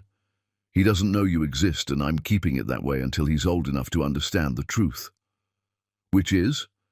"That his biological father chose to abandon him before he was born. That you signed away your parental rights to avoid child support. That you valued money over your own son." Benita's voice stayed level. "When Jack asks, I'll tell him the truth. Not to hurt you. You're irrelevant to that decision. But because Jack deserves honesty." Patrick looked like he might cry. "I made a mistake. The worst mistake of my life. If I could go back..." "You can't. Nobody can. Time moves forward. You made choices and now you live with them." Benita checked her phone again. 5 minutes left. "If you have something else to say it now." "I wanted to know if there was any possibility, any chance at all, that someday, when Jack is older, I could meet him. Not as his father, just as someone who exists, someone who thinks about him." Patrick's voice broke. "I know it's too much to ask, but I have to ask anyway because the not knowing is killing me." "No." The word was absolute. "Jack is happy and secure. Why would I introduce chaos into his life by telling him about someone who abandoned him? What benefit does that give him? Because this isn't about what you need, Patrick. This is about protecting my son from people who've proven they can't be trusted. I wouldn't hurt him. You already did. You hurt him by not existing, by choosing yourself over him before he was even born. Bonita stood up. You want absolution from me. You want to feel like you're not the villain. But I can't give you that. You are the villain in this story. You always will be. Nothing you do now changes what you did then. Patrick stood as well, desperation clear in his posture. What if I spend the next 10 years becoming better? What if I prove I've changed? Would you consider letting me know Jack then? Patrick, listen to me carefully. Jack is not a prize you can win by demonstrating personal growth. He's not a goal you can achieve by becoming a better person. He's my son, and I will protect him from anyone who might hurt him, including you, especially you. Bonita picked up her bag. The best thing you can do for Jack is stay away from him. Let him grow up without the complication of knowing his father abandoned him. That's the kindest thing you could possibly do. So I'm just supposed to never know him, never have any relationship with my own son? Yes, that's exactly what you're supposed to do. You made that choice when you signed the papers. Now you live with it. Bonita moved toward the door. I hope you build a good life, Patrick. I genuinely do. Not for me. I don't care about your happiness or suffering anymore. But for you. Because living in regret forever isn't the punishment you think it is. It's just sad. She walked out without looking back. Patrick stood in the coffee shop, holding cold coffee and the crushing knowledge that Bonita didn't hate him anymore. She felt nothing. Indifference. He'd become so irrelevant to her life that his suffering was background noise she didn't even notice. Patrick sat back down and stared at the table. The conversation had gone exactly as he'd feared. Bonita was done with him, completely, permanently done. There was no path back to her or Jack, no redemption arc, no eventual forgiveness, just the void where his family should have been, and the knowledge that he'd created that void himself. A barista approached. Sir, are you okay? Do you need anything? Patrick looked up. No, there's nothing anyone can give me that would help, but thank you for asking. He left the coffee shop and drove back to his apartment, a studio now since living with Tommy had become too humiliating after a year. The apartment was bare, furniture from IKEA, no decorations, nothing that suggested a person with a past or future lived there, just the functional minimum required for existence. Patrick's phone showed messages from his sales manager asking about client follow-ups. He ignored them and opened his photo gallery instead. He had exactly 3 pictures of Jack. Screenshots from Bonita's public social media before she'd made everything private. Jack at 6 months, laughing at something off camera. Jack at 1 year, covered in birthday cake. Jack at 18 months, holding James's hand while walking in a park. That last photo hurt most. Jack with James, Jack with the father Patrick should have been, the man who'd shown up and stayed and loved Bonita and Jack without needing anything in return except the privilege of being part of their family. Everything Patrick could have been if he'd made different choices. His phone rang, a number he didn't recognize. Patrick almost declined but answered out of habit. Hello? Patrick Wilson? A woman's voice. This is Diane from Community Mental Health Services. Your mother called us. She's concerned about you and thinks you might benefit from counseling services. We have sliding scale fees based on income. His mother had called a mental health crisis line on his behalf. That was how bad things had gotten. His own mother thought he was at risk. Patrick thanked Diane, took down the number, promised to call for an appointment. He wouldn't call, but he appreciated that someone cared enough to try. That night, Patrick lay in his cheap bed in his cheap apartment, listening to traffic outside. He thought about the house he'd lost, the company he'd destroyed, the family he'd abandoned. He thought about Bonita in her beautiful home, with Jack and James, living the life Patrick had thrown away. He thought about Gina, with her cryptocurrency billionaire, posting from yachts and private islands. Everyone had moved on except Patrick, who was stuck in the consequences of choices he couldn't undo. The meeting with Bonita had accomplished something, just not what Patrick wanted. It had confirmed that he would spend the rest of his life as a cautionary tale in someone else's story. He was the before photo, the mistake that taught the lesson. the villain who got what he deserved. His role was fixed, no redemption coming, no dramatic transformation that would change how history remembered him. Patrick was 38 years old. He'd spend the next 40 years working jobs that didn't fulfill him, paying debts that would never be fully cleared, living with knowledge that he'd destroyed his own life through arrogance and cruelty. That was his punishment. Not poverty. He could have survived being poor, not obscurity. He'd never cared about fame anyway. The punishment was understanding, knowing exactly what he'd lost and why he'd lost it, and that nothing would ever give it back. He thought about calling the mental health number, thought about therapy and processing and healing, but what could a therapist say that would change facts, that would give him back his son or his self-respect or his future? Some mistakes were too fundamental to process away. Some consequences just had to be lived with until they either destroyed you or taught you how to exist as a smaller version of yourself. Patrick chose existing, got up the next morning, went to work, made his sales calls, came home, repeated the cycle, not because he wanted to, because that's what people did. They kept going even when going forward felt like walking through concrete. They existed in the space between who they'd been and who they'd become, and they found ways to make peace with the distance. But peace felt far away tonight. Tonight felt like grief and regret and the crushing weight of knowing he'd had everything and thrown it away for nothing. Tonight felt like what it probably felt like to be Patrick Wilson for the rest of his life. And somewhere across the city, Benita was tucking Jack into bed, reading him stories, kissing his forehead, living a beautiful life that had no space for Patrick in it. That was the real revenge. Not making him suffer, making him irrelevant, making him understand that she'd moved on so completely that his suffering didn't even register in her awareness. Patrick rolled over and stared at the wall until exhaustion finally brought something close to sleep. Tomorrow he'd try again. Tomorrow he'd keep existing. Tomorrow he'd continue being the villain in a story that was no longer about him. That was all he had left. That was all he'd left himself with. And somehow he'd have to find a way to live with that until living felt less like punishment and more like just living. Chapter 10. The Life She Chose.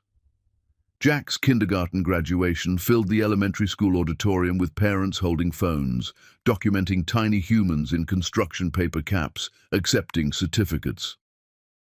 Bonita sat between James and Mrs. Okoye, crying without shame when Jack walked across the stage. He was 5 years old and impossibly perfect, smart, kind and funny in ways that constantly surprised her. "That's my boy," Bonita whispered, and James squeezed her hand. After the ceremony, Jack ran to them waving his diploma. James lifted him onto his shoulders and they headed for ice cream. While they waited in line, Bonita watched James and Jack discuss flavor options with the seriousness of contract negotiations. This was her family. This was what mattered. Not the company valuations or magazine covers, just these moments, ordinary, precious, and fleeting. Nivola Technologies had reached valuations that made Bonita uncomfortable with wealth she'd never use. The company was worth over $1 billion now, growing steadily through innovation and ethical practices. Bonita had turned down 12 acquisition offers in 5 years. This wasn't for sale. This was legacy. Forbes kept asking for interviews. Other women in tech treated her like proof that success didn't require cruelty. Bonita accepted some invitations and declined others. Her identity wasn't female CEO or woman who destroyed ex-husband. She was just Bonita, mother, partner, leader, daughter of a woman who taught her that real power was quiet. That evening, after Jack was asleep, Bonita and James sat on their porch drinking wine and watching fireflies. 5 years ago, she'd been signing divorce papers at her mother's funeral. Now she had peace. "Do you ever think about him?" James asked. He meant Patrick, though he rarely said the name. "Not really. Sometimes I hear things. He's working in sales, remarried, has a daughter." Bonita sipped her wine.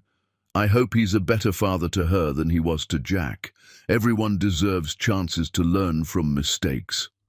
"That's generous of you." "Not generous, indifferent." Bonita watched the fireflies blink. "For a long time I was angry. Then I was satisfied watching him face consequences. Now I just don't care. He exists somewhere doing something, and it has nothing to do with my life. James pulled her close. I love you, not because of your success, but because you chose grace instead of bitterness. Mama taught me that bitterness is expensive, Benita said, leaning into him.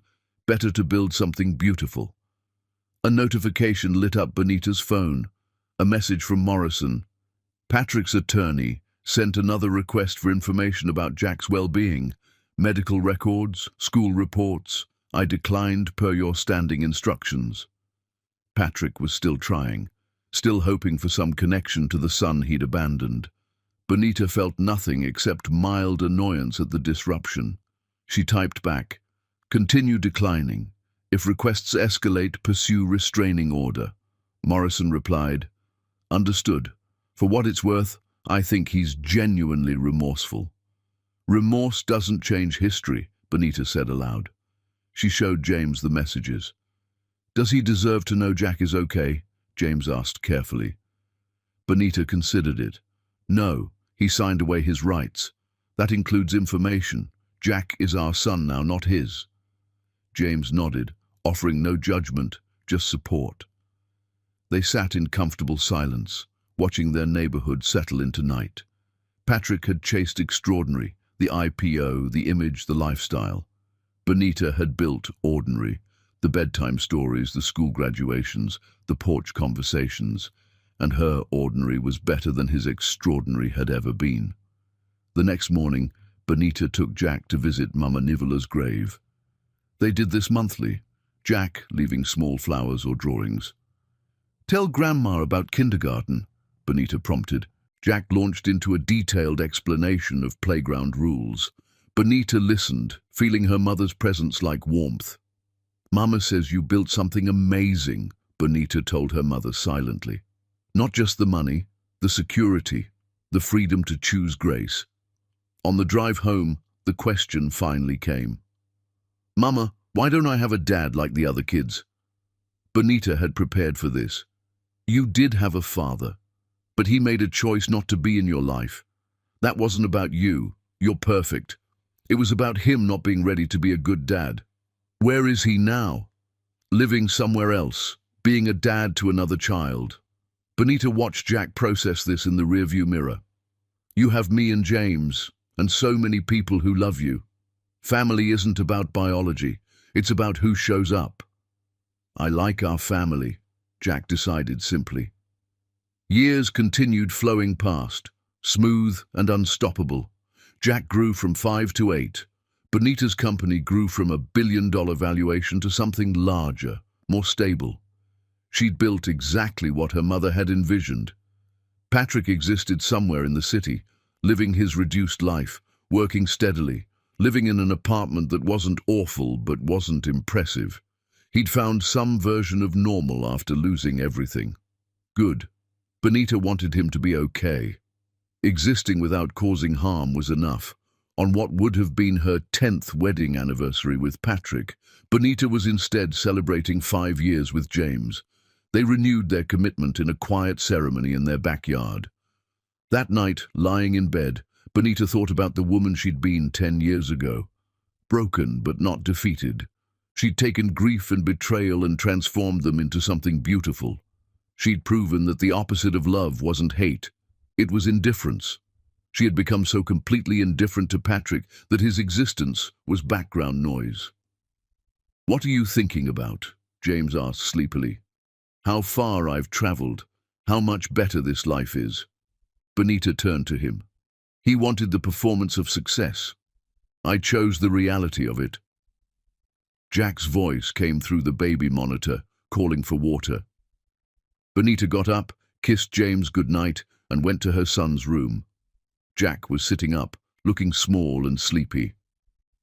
"Here you go, baby." She handed him the water. "Mama, do you think I'll be like you when I grow up?" "What do you mean?" "Strong, like you, building things." Jack's eyes were serious.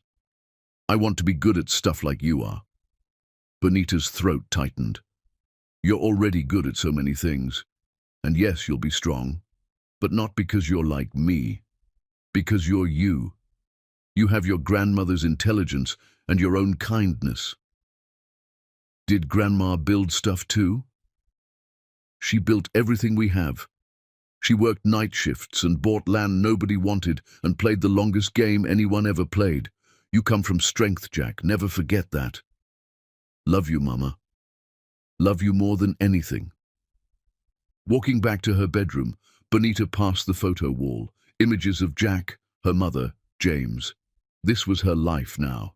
This was what winning looked like. Not revenge, not destruction, just building something so full of love and purpose that the person who'd hurt her became irrelevant.